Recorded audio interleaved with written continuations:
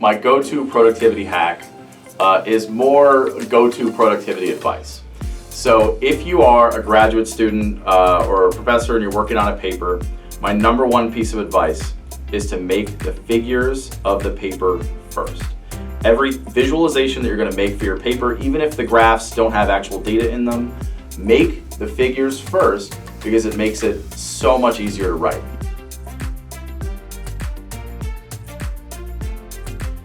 I can actually solve a Rubik's Cube with a blindfold on. So if you mix one up and hand it to me and give me a few minutes to look at it, I can put a blindfold on and I can solve it.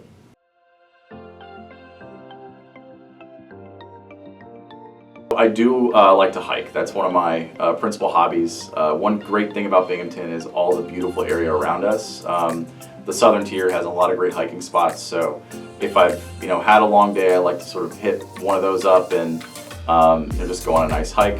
If it's been a really long day, usually I just go home and play some video games.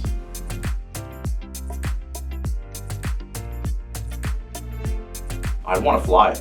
I think I work with drones a lot, right? And I think I understand probably more than the average person the power of 6 degrees of freedom of maneuverability. So being able to fly would be a very nice ability.